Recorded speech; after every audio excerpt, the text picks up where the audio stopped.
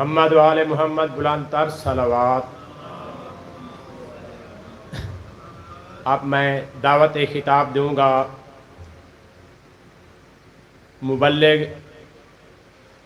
راہ امامت و ولایت محترم جناب آغا دوست علی صالح صاحب سے کہ وہ ممبر پر افروز ہوں اور اپنا بیان خطاب فرمائیں۔ آپ کی صحت و سلامتی کے لیے بلند تر صلوات۔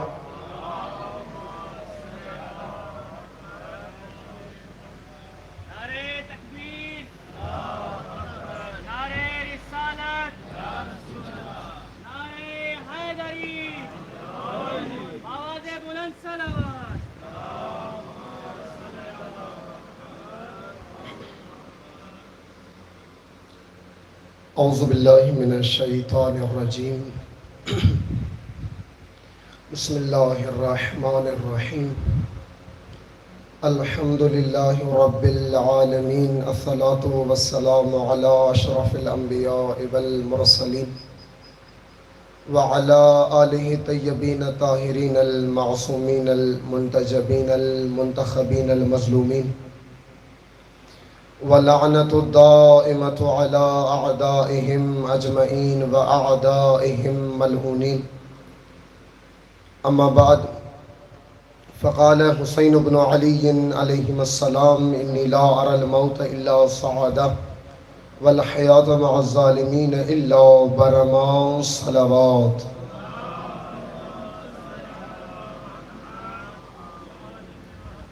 خداوند عالم آپ مومنین کی توفیقات خیر میں اضافہ فرمائے۔ اپنی مشکلات کے حل کے لیے صلوات پڑھیں محمد و آل محمد کے ذات۔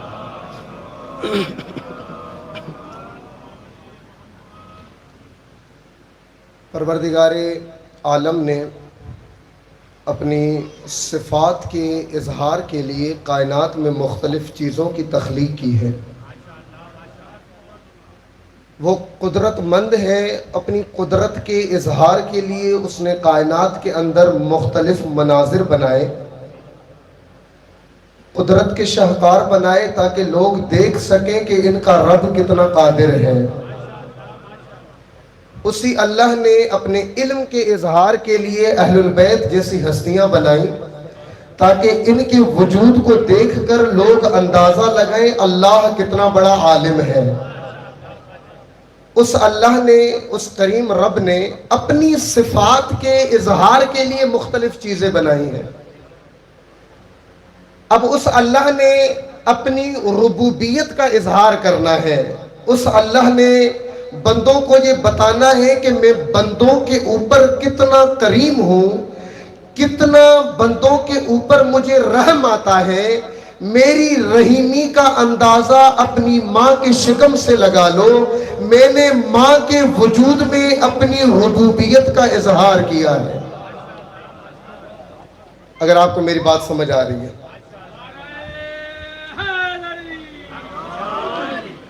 والدین کے وجود میں اللہ نے اپنی ربوبیت دکھائی ہے کہ ان کو دیکھ کر اندازہ لگاؤ کہ تمہارا رب کتنا ربوبیت کا حامل ہے، وہ کتنا کریم ہے، اس کے وجود میں کتنی کرامت ہے اپنے بندے کے لیے۔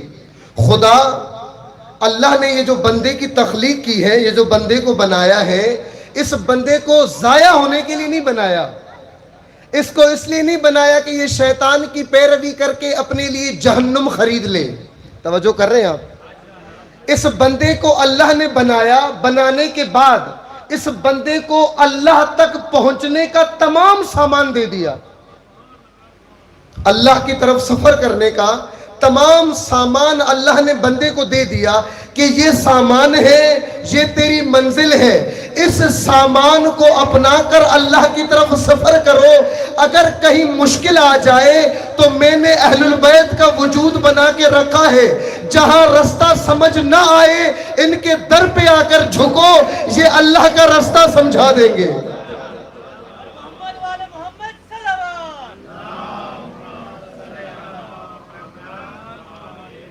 اور ساتھ یہ بھی کہا وَبِالْوَالِدَيْنِ احسانہ، اپنے والدین کے ساتھ محسن رہو، اپنے والدین کے ساتھ احسان کرو۔ احسان، اب اس جملے کا ترجمہ سن لیں آپ، احسان کہتے ہیں کہ جس کو جس چیز کی ضرورت ہو اس کو وہ چیز فراہم کرنا یہ احسان ہے. فرض کریں والدین بیمار ہیں, اب احسان کیا ہوگا؟ ان کو دوائی لے کر دینا.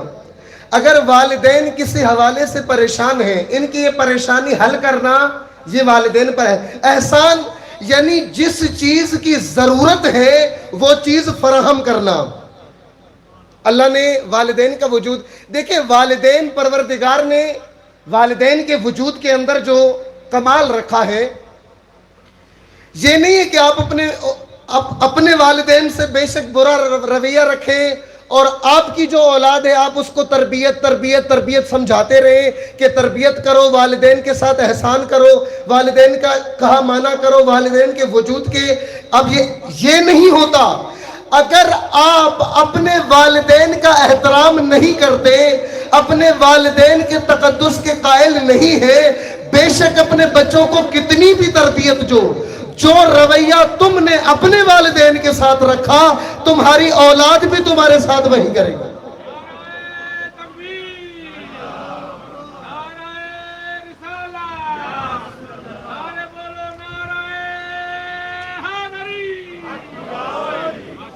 یہ نہیں ہوتا کہ آپ کہیں کہ جی میں اپنے بچوں کی تربیت کر رہا ہوں, میں اپنے بچوں کو بااخلاق بنا رہا ہوں. آپ خود اپنے والدین کے ساتھ کیا کرتے تھے؟ آپ کا اپنا رویہ کیا تھا والدین کے ساتھ؟ آپ کا اپنا اخلاق کیا تھا والدین کے ساتھ؟ جو آپ کا اخلاق تھا وہ عادل اللہ تمہاری اولاد میں بھی وہی لائے گا. جو اپنے والدین کے ساتھ کیا وہی تمہارے ساتھ بھی ہوگا. بے شک جتنی تربیت کرو, بے شک اپنے آپ کو کچھ بھی بنا لو, لیکن اسی لیے کہا گیا اپنے وجود کو اپنے والدین کے ساتھ صدیق رکھو, صادق رکھو. کہیں پر بھی خیانت کی, کہیں پر بھی اگر غداری کی, کہیں پر بھی اس خط سے پلٹے, وہی ہوگا جو تم نے اپنے ماں باپ کے ساتھ کیا تھا. کیوں انسان اپنے والدین کے احترام کا قائل نہیں ہوتا؟ کیوں انسان اپنے والدین کے اس مقام کا قائل نہیں ہوتا؟ کیوں؟ اس لیے کہ انسان کو اللہ تعالیٰ نے ایک صفت اپنانے کا حکم دیا ہے اور وہ ہے عادل. توجہ فرما رہے ہیں؟ عادل اگرچہ اللہ تعالیٰ کی صفات ہمارے اصول دین میں سے ایک عادل ہے. عادل کہتے ہیں, توجہ کر رہے ہیں آپ, عادل کہتے ہیں جس کا جو مقام ہو نا اس کو وہ مقام دینا, اور جو جس مقام کا اہل نہ ہو اس سے وہ مقام چھین لینا. یہ عدل ہے. عدل یہ ہے کہ جس کا جو مقام ہے اس کو دو, اور جو جس چیز کا اہل نہیں ہے اس کو وہاں پر. مثلا اگر کوئی شخص نماز پڑھانے کا اہل نہیں ہے, اگر تم نے اسے مصلی پہ کھڑا کر دیا تو یہ عدل نہیں, ظلم ہے. اور جو نماز پڑھانے کا اہل ہے, اگر تم نے اس سے مصلی سے دور کر دیا تو یہ بھی ظلم ہے. جو ممبر پر بیٹھنے کے قابل نہیں ہے, اگر تم نے ممبر پہ اسے بٹھا دیا تو یہ ممبر کے حق میں ظلم ہے. اور جو ممبر کا اہل ہے, اگر تم نے اسے ممبر سے دور کر دیا تو یہ. امیر المومنین کی صفات دیکھیں آپ, علی بن ابی طالب کی, امام کی صفات میں ایک سب سے بڑی صفت عدل ہے. علی عادل ہے. امیر المومنین کے القاب میں سے ایک لقب ہے قتیل العدالہ. علی کیوں قتل کر دیے گئے؟ قتل علی لشدت العدل. علی شہید کر دیے گئے کیوں؟ شدت عدل کی وجہ سے. دنیا کا کتنا بڑا انسان آ جائے علی کے سامنے, علی عدل کا مدار نہیں چھوڑتا.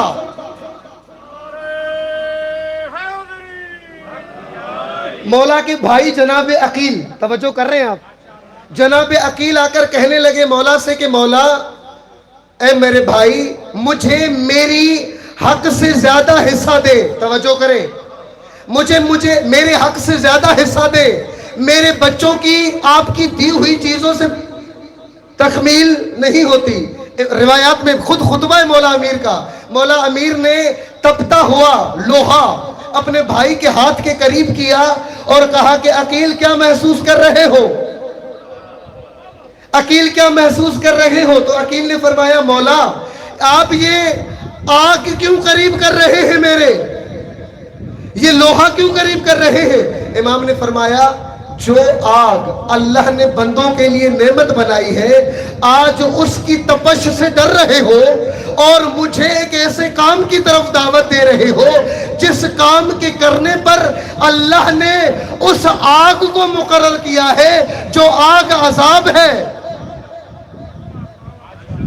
अदल का मदार अली ने नहीं छोड़ा, अली ने अदल का मदार नहीं छोड़ा, अदल की उस दस्तरस को अपने हाथ से नहीं जाने दिया।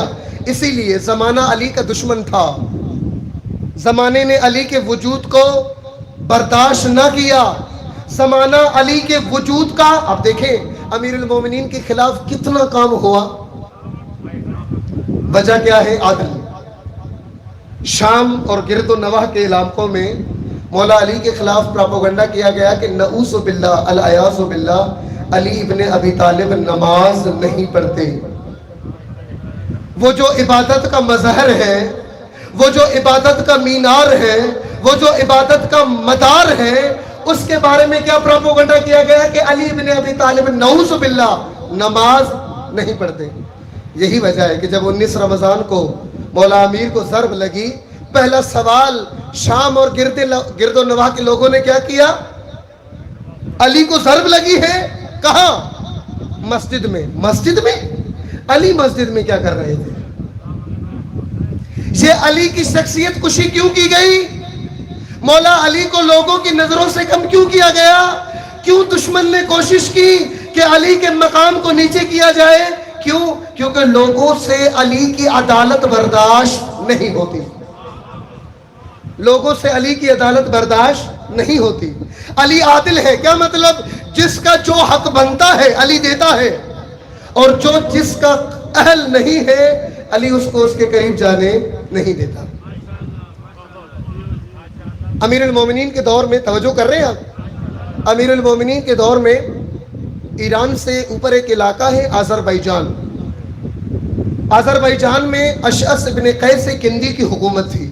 अशअस इब्ने कैस किंदी, मौला अमीर को पता था कि ये बंदा यतीमों का पैसा गलत तरीके से खाता है, यतीमों के पैसों, बेवाओं के पैसों को, मुसलमानों के माल को गलत तरीके से अपने अंदर, अपने अकाउंट में डालता है। इमाम को पता चला, इमाम ने इस अशअस इब्ने कैस किंदी के पास बंदा भेजा कि आओ आकर हिसाब दो। ये नहीं आया। मौला ने इसको पैगाम भेजा, ये मौला के पास नहीं आया।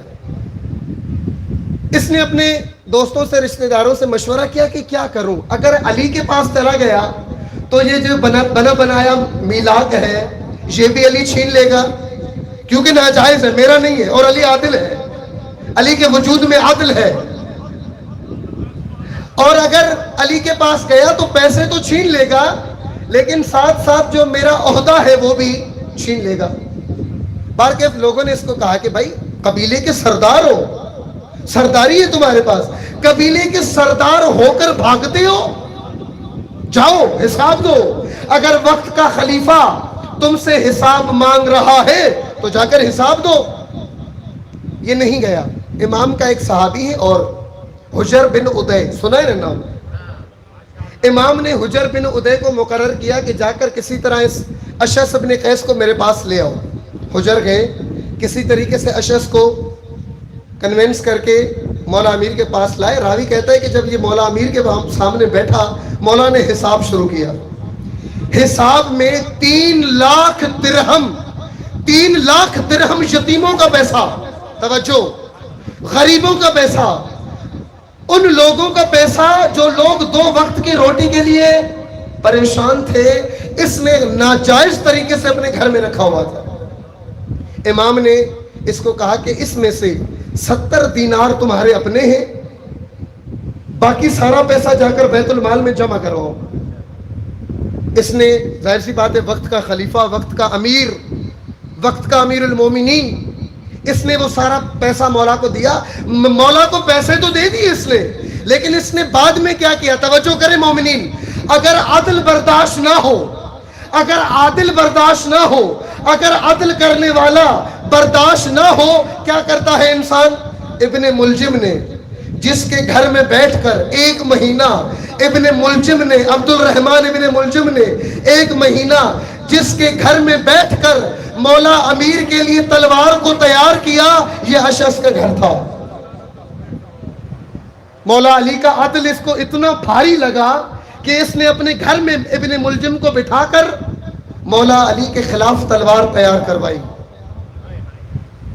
جب ابن ملجم مولا امیر کو ضرب لگا کر دربار میں کھڑا تھا، جناب ام کلثوم کی گفتگو ہوئی تو وہاں پر ابن ملجم نے یہ جملہ کہا تھا کہ اے علی کی بیٹی، جب یہ مجرم لا کر کھڑا کر دیا گیا تھا، علی کی بیٹی، میں نے اس تلوار میں اتنا زہر بھرا ہے، اگر کوفے کے تمام لوگوں میں تقسیم کر دو ایک فرد بھی نہیں بچے گا۔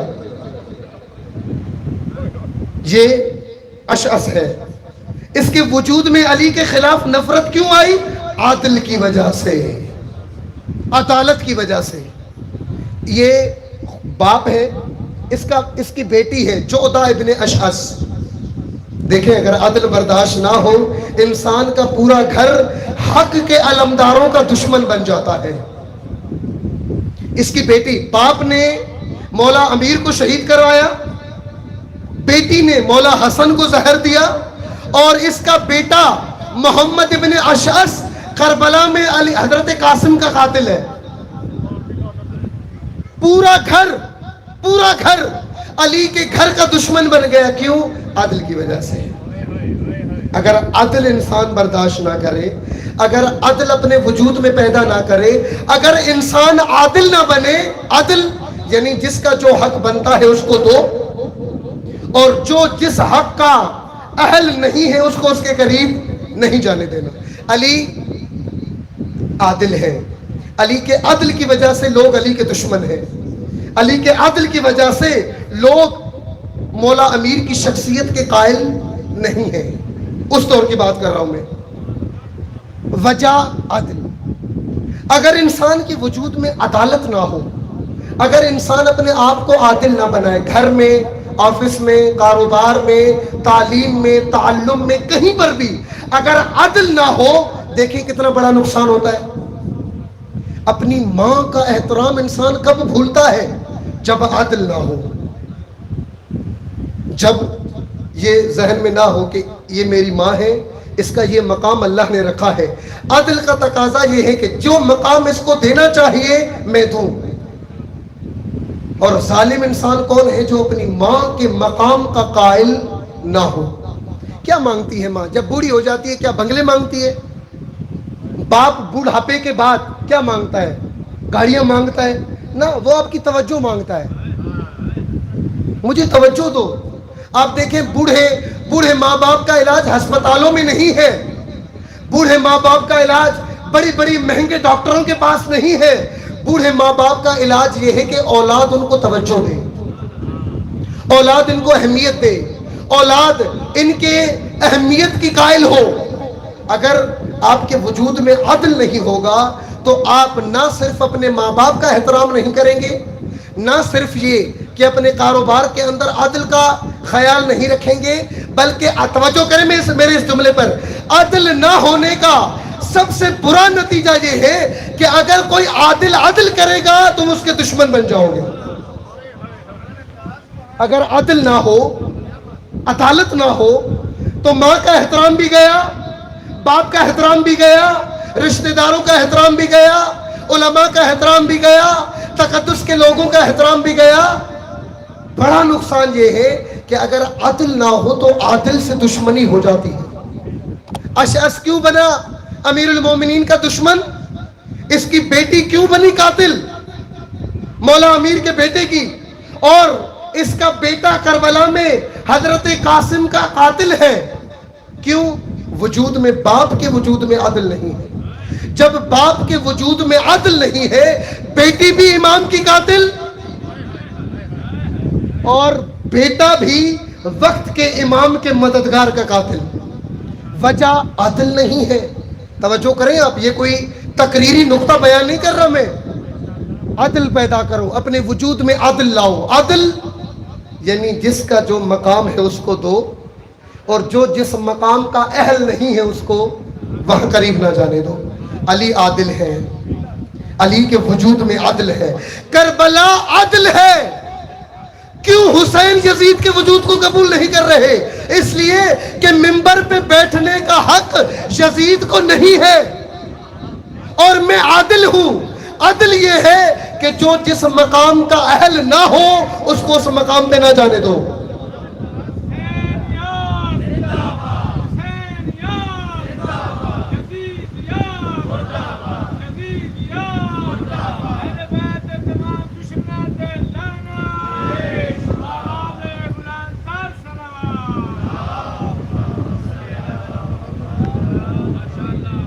حسین ابن علی کیوں یزید کا مخالف ہے؟ کوئی خاندانی اختلاف ہے؟ کوئی جائیداد کا جھگڑا ہے؟ نہ. عدل کا تقاضا یہ ہے کہ جب عادل امام موجود ہو تو نجس لوگوں کو منبر نہیں دیا جاتا. عدل یہ ہے، عدالت یہ ہے. میں حسین ابن علی ہوں، نبوت کا وارث ہوں. مولا کا ایک لقب ہے سلالۃ النبیین. حسین نبوت کا نچوڑ، نبوت کا نچوڑ.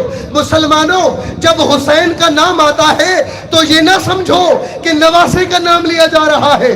نہ، حسین یعنی حضرت عیسیٰ، حسین یعنی حضرت یعقوب، حسین یعنی حضرت یحییٰ، حسین یعنی فخر عیسیٰ. اس کا وجود عدل ہے اور اس کے عدل کا تقاضا یہ ہے کہ منبر پر نجس لوگوں کو جانے نہیں دوں گا. یزید نجس ہے، یزید کے وجود میں نجاست ہے، اور میرے ہوتے ہوئے یہ منبر پہ بیٹھے. نبی کا منبر، پاکیزہ منبر. عدل عدل. حسین کو آباد گھر اٹھوا کے بیابان میں لے جا رہے ہیں، بچیوں کو لے کر بیابان جا رہے ہیں. کیوں؟ عدل کا تقاضا یہ ہے کہ اگر عدل قائم نہیں کر سکتے اپنی جان دے دو، ظالموں کو برداشت نہ کرو.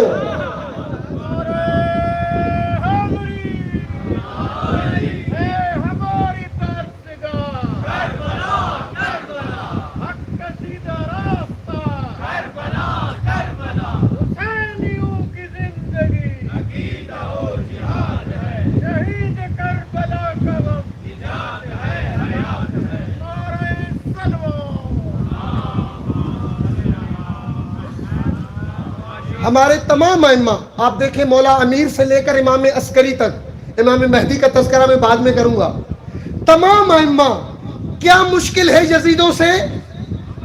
کیوں نہیں مانتے منبر پر بیٹھے ہوئے لوگوں کو؟ کیوں اس دور کی حکومتوں کی قائل نہیں ہے؟ کیوں نہیں مانتے ان کو؟ کیونکہ عدل کا تقاضا یہ ہے جس کا جو مقام بنتا ہے اس کو دو، اور جو جس مقام کا اہل نہیں ہے اس کے قائل نہ بنو. یہ عدل ہے، عدالت ہے، اور ان کا پورا گھر عدالت کی پرورش میں پلا ہے. ان کے وجود میں عدالت ہے. ان کے وجود کے اندر کتنی مشکلات ہیں. آپ دیکھیں سید الساجدین زنجیروں میں جکڑے ہوئے ہیں. حضرت امام موسیٰ کاظم 14 سال جیل برداشت کرتے لیکن ظالم کے وجود کو قبول نہیں کرتے. کیوں؟ عدل ہے، عدالت ہے. امام رضا کی زندگی دیکھیں آپ، امام عسکری کی زندگی دیکھیں آپ. نہیں مانتے ان کو منبروں پہ بیٹھے ہوئے. کیوں نہیں مانتے؟ کیونکہ بھائی ہمارا گھر عدالت پہ پلا ہے، ہمارا گھر عدل پہ پلا ہے، اور عدل کا پہلا تقاضا یہ ہے کہ جو جس چیز کا اہل نہیں ہے اس کا احترام نہیں کیا جاتا.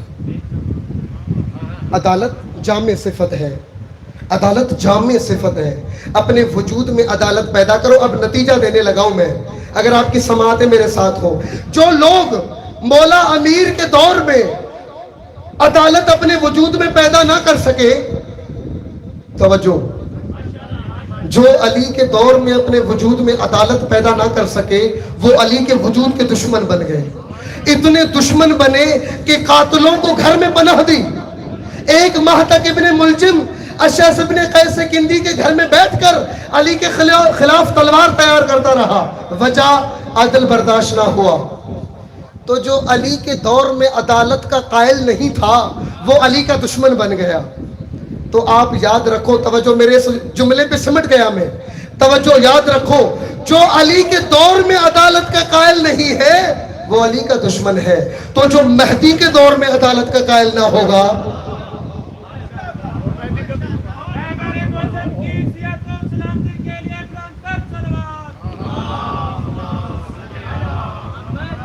لن تجد لسنت اللہ تبدیلا, اللہ کا قانون کبھی تبدیل. جو علی کے دور میں عدالت کا دشمن ہے وہ علی کے دور میں علی کا دشمن ہے. تو مجھے بتاؤ جو مہدی کے دور میں اپنے وجود میں عدالت پیدا نہ کر سکا, وہ امام جس کی حکومت کی بنیاد عدل ہے, عدل قائم کریں گے. امام مہدی کی حکومت کی بنیاد کیا ہے؟ عدل, عدالت. تو مجھے بتاؤ جو آج اپنے وجود میں عدالت پیدا نہیں کرتا وہ امام کے لشکر میں ایسے ہی شامل ہو جائے گا؟ دوبارہ میں بات کرتا ہوں. امام حسین علیہ السلام کی شہادت کے بعد جناب زینب علیہ سے شام کے دربار میں کسی نے پوچھا, بی بی آپ کا بھائی حجت خدا تھا, وقت کا امام تھا, نواسے رسول تھا, لوگوں نے خود دیکھا تھا کہ حسین کو نبی کندھوں پہ سوار کر کے مدینے کی گلیوں میں سیر کرواتے تھے, بی بی آپ کے بھائی کی بات لوگوں نے کیوں نہیں مانی؟ توجہ, کیوں نہیں؟ کیا ہوا لوگوں کو؟ کیا مسلمان بھول گئے تھے کہ یہ نواسے رسول ہے؟ کیا مسلمان اس نقطے کو فراموش کر گئے تھے؟ نہ, سب کو پتا تھا کہ یہ نواسے رسول ہے. سب کو پتا تھا کہ یہ 4 مہینے مکے کے اندر کعبے کی دیوار کو ٹیک لگا کر یہ نبی کا نواسا امت کو حریت کی طرف بلا رہا ہے. بی بی پھر لوگوں نے کیوں ساتھ نہیں دیا؟ لوگوں نے کیوں امام حسین کا ساتھ نہیں دیا؟ بی بی نے فرمایا, توجہ کریں آپ, بی بی نے فرمایا اس لیے کہ لوگوں کے پیٹ میں حرام کے لقمے تھے, اور جس کے پیٹ میں حرام کا لقمہ چلا جائے وہ اپنے دور کے امام کا ساتھی نہیں بنتا. تو جن کے وجود میں حرام کے لقمے تھے وہ اس دور میں حسین کے ساتھی نہ بنے تو پھر مہدی کے دور میں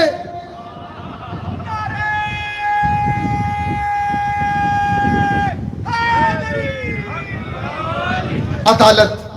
یعنی اگر حرام کے ٹکڑے, حرام کے لقمے اس دور میں انسان کو کربلا سے دور کر دیتے ہیں تو پھر یہ قانون تو یہاں بھی لگتا ہے, کیونکہ لن تجد لسنت اللہ تبدیلا, اللہ کا قانون کبھی تبدیل نہیں ہوتا. وجود میں عدالت پیدا کرو. ماں باپ کا احترام کب کرو گے؟ جب عدالت ہوگی وجود میں. اپنے رشتہ داروں کا احترام کب کرو گے؟ جب وجود میں عدالت ہوگی. اپنے دوستوں کے احترام کے قائل کب بنو گے؟ جب وجود میں عدالت ہوگی. اور اپنے وقت کے امام کے لشکر میں شامل کب ہوگے؟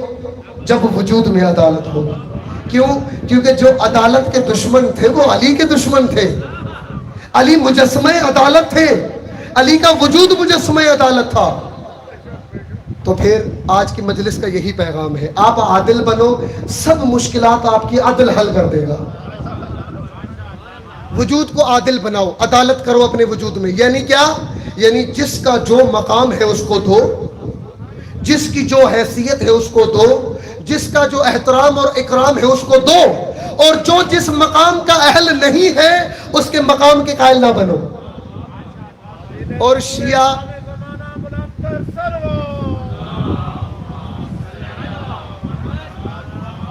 اور آپ کا تو عقیدہ ہی عدل پر ہے. غدیر کے قائل ہے نا, غدیر کے قائل ہے نا. غدیر میں کیا عدل ہے؟ یعنی ہم مولا امیر کو غدیر کے بعد امیر مانتے ہیں. یعنی مولا امیر ہے نا ہمارے. کیوں؟ کیونکہ نبوت کے بعد امامت کی زمام سنبھالنے کا حق علی کو ہے. عدل یہ ہے کہ علی کو مانو, عدالت یہ ہے کہ علی کے وجود کے قائل ہو جاؤ. عدل یہ ہے کہ علی کے علاوہ, یہ عدل ہے, یہ عدالت ہے. ہمارے تو مکتب کی بنیاد ہی عدل ہے, ہمارے تو مکتب کی اساس ہی عدل ہے, ہمارے تو مکتب کی بنیاد اور جڑیں ہی عدل پر ہیں.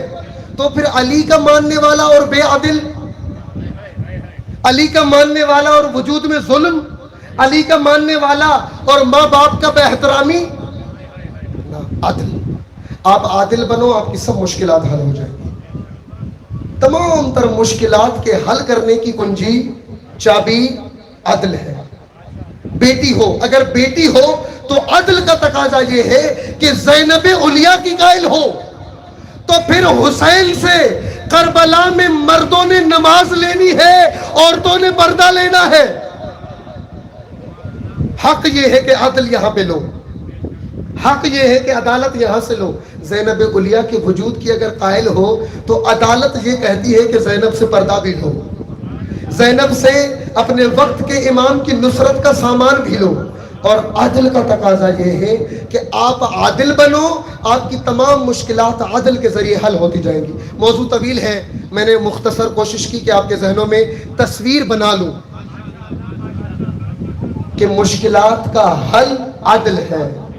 और मुश्किल एक ये भी है कि आप जिस इमाम के ज़हूर के इंतज़ार में है ना, उस इमाम की हुकूमत की बुनियाद ही अदल है, वो आकर कायम ही अदल करेगा। तो फिर अगर हमने अपने वजूद को आज अदल के लिए तैयार ना किया, आदिल ना बने, तो नतीजा आपके सामने है। करबला अदल की वजह से हुई, ज़ैनब जैसी बीवी बाजारों में अदल की वजह से आई। हुसैन की वो बहन जिस बहन के साए को भी किसी ने ना देखा था, ये बीबी बाजारों में अदल की वजह से आई। सैयदा, हमने बीबी के मसाइब बहुत सुने हैं, लेकिन बीबी के वजूद में ज़रा निगाह करें आप कि अपने वक्त के इमाम से कितनी वफादार है। ये ना कहें कि भाई से वफादार है, भाई का रिश्ता अलग है, लेकिन ज़ैनब का हुसैन से रिश्ता इमामत का रिश्ता है। पूरा वजूद लेकर अपने भाई को दे दिया। रावी कहता है कि जब अपने दोनों बच्चों के बालों को मुनज़्ज़म किया और मैदान में भेजने लगी ना, तो रावी कहता है मैदान में उमर साद खड़ा हुआ था। उमर साद ने चीख कर कहा, अजीब है ये बहन, अल्लाह ने 2 बेटे दिए, दोनों को भेज दिया। इस बीबी के मुसाइब, इमाम अस्करी फरमाते हैं कि जब भी मुसाइब पढ़ो ना, मेरी बहन, मेरे इमाम का विदा ज़रूर पढ़ा करो। इमाम अलैहिस्सलाम आए, वसीयतें की, बहन को वसीयतें की। पहली वसीयत, ज़ैनब मेरी यतीम बच्ची का ख्याल रखना। दूसरी वसीयत, बहन ज़ैनब मेरे बीमार बेटे का ख्याल रखना। और ए सैयदा ज़ैनब, जब तहज्जुद की नमाज के लिए खड़ी होती हो तो मुझे तहज्जुद की कुनूत की दुआ में याद ना भुलाना। अब समझ आया ज़ैनब की तहज्जुद की नमाज कज़ा क्यों नहीं होती। अब समझ आया कि ऊंट की पुश्त पर बैठकर भी सैयदा ज़ैनब की तहज्जुद की नमाज कज़ा क्यों नहीं होती, कि उन्हें भाई ने वसीयत की थी, ज़ैनब मुझे तहज्जुद की नमाज में ना भुलाना। जब औनो मोहम्मद के लाशें आए ना, जनाब फिजा को कहा इमाम हुसैन ने जाकर ज़ैनब से कहें कि अपने बेटों को देख लें। जनाब फिजा कहती हैं कि जब मैं ज़ैनब के करीब गई ना, तो मैंने देखा कि खैमे के पीछे तपती हुई रेत पर ज़ैनब उलिया सजदा करके खुदा से कह रही हैं, परवरदिगार मेरे ये दोनों फूल कबूल कर ले, मेरे ये दोनों फूल कबूल कर ले। अज़ादारों, एक अलमिया आप तारीख में पढ़ेंगे, ये बीबी इतनी दिलेर है, करबला में अपने दोनों बेटों पे ना रोई। जब रोने का वक्त आया, अली अकबर की लाश पे हुसैन से पहले पहुंची, लेकिन ओनो मोहम्मद पे ना रोई। ये वो बीबी है, शाम के दरबार में सकीना पे रोती है, शाम के दरबार में अब्बास इब्ने अली के सरे मुकद्दस को देख के रोती है, लेकिन ओनो मोहम्मद पे नहीं रोती। अल्लाह अकबर। शाम के बाजार के अंदर जब इन मलौनों ने जनाब सकीना के रोने की वजह से अपनी नींद खराब होने का शिकवा किया और फिर कहा कि ये बच्ची कैसे खामोश होगी, बताया गया अगर इसको अपने बाबा का सर दे दो तो ये बच्ची खामोश हो जाएगी। अज़ादारों, जनाब सकीना को बाबा का सर मिला तो ये बच्ची अपने बाबा से गुफ्तगू करने लगी। क्या गुफ्तगू की? कहा, बाबा मेरे जख्मी कान देख रहे हो, आप तो शाम गरीबा को कहकर गए थे कि सकीना में वापस आऊंगा। बाबा मैं इंतजार करती रही, ना आप आए, ना चचा अब्बास आए। अब पानी नहीं चाहती, मुझे चचा अब्बास वापस। اجرکم علی اللہ، اجرکم علی اللہ۔ راوی کہتا ہے کہ ان تمام مناظر کے اندر زینب اپنے اون و محمد کو نہ روئی، اپنے اون و محمد میں گریہ نہ کیا۔ ان تمام مناظر میں راوی کہتا ہے کہ جب بی بی مدینے کے قریب ہوتی ہے نا تو زینب جیسے جیسے مدینے کے قریب آتی ہے بی بی خاموش ہوتی جاتی ہے۔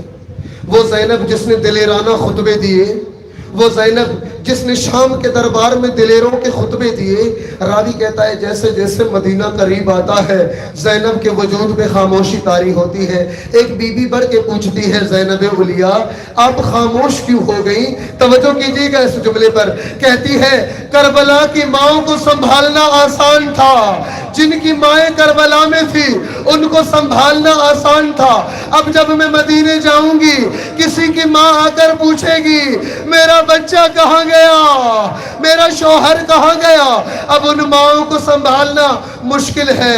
ہاں زادارو، یہ ماں اتنی مشکلات کے باوجود اون و محمد پہ نہ روئی، نانا کی قبر پہ آ کر روتی ہے، بین کرتی ہے، لیکن اپنے بچوں پہ نہیں روتی، لیکن پھر بھی ماں تھی، وجود میں بچوں کا درد تھا، وجود میں بچوں کا وہ غم تھا، اپنا جگر بھرا ہوا تھا۔ راوی کہتا ہے جب عبداللہ ابن جعفر نے پیغام بھیجا کہ سجاد اب زینب سے کہو واپس گھر آ جائے، تو اب جب بی بی برقع پہن کر اپنے گھر کی طرف قدم بڑھاتی ہے تو اون و محمد کے وہ چہرے بی بی کے آنکھوں کے سامنے گھومنے لگتے ہیں۔ جیسے ہی گھر میں قدم رکھتی ہے عزادارو کونے میں دو بستر بچھے ہوئے دیکھتی ہے، دوڑ کر جاتی ہے، دونوں بستروں کو گلے لگا کر کہتی ہے اونو محمد، اونو محمد اپنی ماں کو مدینے سے لے جاؤ، ماں اب مدینے میں رہنے کے قابل نہیں ہے، مجھے اونو محمد کی یاد آتی ہے۔ عزادارو عبداللہ گھر آئے، اندر آ کر کہا اے زینب علیاء آخر کیا ظلم ہوا، آپ کا چہرہ تبدیل ہو گیا۔ زینب نے دونوں ہاتھ سر پہ رکھے، کہا جو عبداللہ میرے ہاتھوں کے نشان دیکھ لے، اونو محمد شہید ہو گئے، عباس شہید۔ الا لعنت اللہ علی القوم الظالمین، سیعلم الذین ظلموا ای منقلب ینقلبون۔